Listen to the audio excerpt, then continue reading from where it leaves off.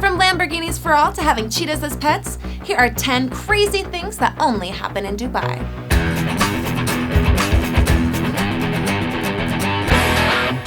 Number 10, Starbucks temples. Okay, so maybe they aren't temples, but some of the Starbucks in Dubai sure do look like an entity of the utmost importance. This one at the Battuta Mall is extra extravagant. The Buttuta is the name of an explorer in the 13th century. The mall is divided into 6 different areas: Tunisia, Egypt, Persia, India, China, and Andalusia. It has 270 shops, 50 restaurants, a 21-screen cinema, and over 4,500 parking spaces on a total of 521,000 square meters. It is known as the largest themed shopping mall in the world. The idea is quite unique and amazing, but the Starbucks may be the shining star located in the Persian Court. Though in Persia, I wonder if it's considered Caucasian cuisine, because another common thing you'll see in Dubai is Caucasian restaurants. In Dubai, these restaurants are considered exotic. Perhaps they sell Cheetos and Pop-Tarts? Number 9, lavish amenities. One thing that you'll see in Dubai is the upper-class amenities available to the public. One of the most common occurrences in this category is the lavish restrooms. These restrooms are probably nicer and more expensive than your entire house. Public restrooms in the US usually consist of shabby stalls with 2-inch gaps that allow strangers to peep through.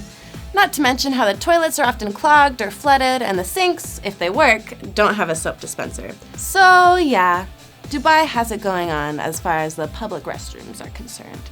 After you finish using the restroom, which you've lingered in due to its lavish interior, there's usually a nearby Zen garden that is created for the public to use in order to relieve themselves from stress. Relax in the center of this man-made nature as you meditate in the calm, quiet gardens. If you can't relax here and prefer to be completely alone, then Dubai airports are usually equipped with ingenious inventions known as the snooze cube. A snooze cube is a small, private room equipped with a stark bed and usually relaxing decals on the walls that let you believe you are sleeping in calming outdoors. Or at least have a massive window. Regenerate after a long flight in one of these bad boys, or just wait for your flight home in your own personal cube. Number 8, free food, my favorite! Maybe the idea of free food isn't exclusive to Dubai, but the way they do it is unbelievable. You will see this generally at convenience stores, but it may be found at other places as well. In Dubai, there are so many upper-class folk that they trust the citizens to only take what they need. They actually leave a large array of food for those less fortunate. Take what you need, the sign will say. If they did this in America, the food would be gone in 10 seconds. Not because people need it, but because they are super greedy. But maybe this wouldn't be so if everyone adapted to this mindset we see displayed in Dubai stores. Dubai restaurants have also been known to give away a set amount of free meals away each day to the lower class people. Some even offer a meal to anyone who wants to go in for a job interview. Most stores also offer fresh, clean water to their shoppers. Number 7, gold ATM. In America, we go to the ATM to get cash, but in Dubai, they have machines called Gold to Go, which have been around since 2009. You know, for when you're short on gold. They don't just dispense pure gold nuggets, but the first machine, which is located in a hotel in Abu Dhabi, can dispense 320 items made of gold, including a 10-gram gold bars, maple leaves, kangaroos, and customized gold coins. As to stay up to date with the stock market and the rises and crashes of mineral worth, the gold ATMs update the prices to the market value every 10 minutes over the internet connection. The gold is guaranteed to meet the carat and purity claimed and come with a 10-day return policy. Since this is a gold dispenser, much like standard ATMs, they are put through training and have regulations. Users must scan identification for purchases exceeding €100 or $106, and any single user may only access the system 3 times in one day before an enforced 48-hour break to prevent money laundering. They have been tested with explosives to prevent theft, and all transactions are recorded with a security camera. Number 6, absence of gay rights.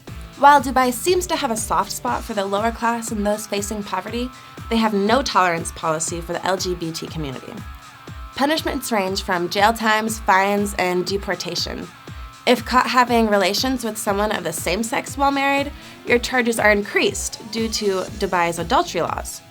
Since both adultery and homosexuality is illegal in Dubai, jail time for a combination of the two could reach ridiculous heights, as one of them alone has been known to reach up to 20 years.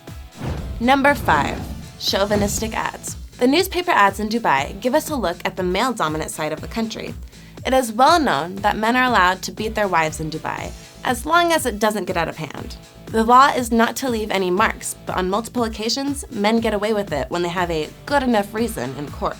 Well, this man wrote an article in the newspaper about marital advice where he actually suggests doing so, and I quote, "Whenever a husband notices a bizarre behavior from his wife and he can advise her, then avoid sleeping with her, and if that doesn't work out, then he can whip her gently in a manner that makes her understand the situation." Another ad in the paper was written by a father who needs husbands for his daughters. Turns out he has two 25-year-old daughters in need of a good home, and this ad is actually quite common in Dubai papers. Number 4. Man-made islands. This palm tree-shaped island was designed so that every resident could have a beachfront property. The Palm Islands began construction in 2001. It was meant to be bigger than it was, but was later downsized. It was also meant to be one island, but later was made into a series of 3. Palm Jumeirah consists of a tree trunk along the crown with 16 fronds and the surrounding crescent. The island is built complete from natural materials such as rock and sand. No concrete or steel was used. Palm Jebel Ali is similar to Jumeirah in appearance, but is still not as complete. There have been various concerns regarding changes to the area wildlife, coastal erosion, alongshore sediment transport, and wave patterns. Sediment stirred up by construction has suffocated and injured local marine fauna and reduced the amount of sunlight which filters down to the seashore vegetation.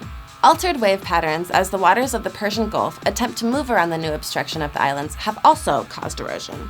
The island was the idea of none other than the Prince of Dubai, who wanted a tourist destination where the visitors could each have their own beach. Number 3. Insanely nice cars for all. Let's start with the fact that you will actually see traffic jams consisting of solely ridiculously nice sports cars. Many of the police also drive nicer cars than celebrities do. One common high-end police car is a Lamborghini. You may also ask if this is real. Short answer, yes. The police sometimes drive Lamborghini Aventadors. Not all of them, of course. Some drive Ferraris. Not impressed by sports cars? Then maybe you prefer Jeeps. In Dubai, you can buy a very special Jeep known as a double wide. You don't even need a special license to drive one of these guys. They are rare, but they do exist. Don't want to invest in a vehicle that nice? Well, in Dubai, one of the public transportation options is also a limo. Choose from over 20 makes and models, including various Hummers, Escalades, Chargers, and a unique pink GMC. Number 2. Big cats as pets. In most countries, you'll see cars with dogs and owners walking them on the sidewalk. You already know that people in Dubai are often seen riding or walking their camels in public. But in Dubai, one of the most common pets is a big cat. Have you seen this man texting while driving? That's the real crime, but no one seems to notice or pay attention to the passenger, the cheetah. We know you all have nice cars, but nice cars and boss pets? That's just not fair. Normally, you will see masters giving their doggy little treats in public, but in Dubai, you will see the owners feeding their lion cubs a different kind of snack. Most of these cats are better fed, entertained, and taken care of than most humans these days. Of course, we're not worth 50 grand either, as some of these cats are. So I don't know whether to be jealous of the cats or their owners. Number 1. Dress code. Despite your religion, when visiting a mosque in Dubai, women have to cover their hair, bodies, and legs, although covering their face is not a must. When in public, none of this is necessary, but you'll note that it is appreciated, as it is not displaying your affection. This includes G-rated kisses with your spouse. Although it isn't a law, it would be best to maintain covered from shoulder to knees. Tight or low-cut t-shirts are also considered very offensive. Females wearing strappy tops may be in for a warning at Dubai shopping malls. Despite the fact that the law is not enforced, it is similar to the no shoes, no shirt policy in America. T-shirts with offensive slogans or pictures, gestures, or obscene language that might cause religious or cultural offense are not acceptable in Dubai. You will be asked to leave many places. As I've said, there are little clothing restrictions as far as the law is concerned. Chances are, there are still many codes that are expected to be abided in many areas as a sign of respect. It is especially important that women do not wear clothing that would tempt a married man into indecent thoughts. Thanks for watching. Remember to subscribe and click here for more videos. I'll see you next time. Bye, guys.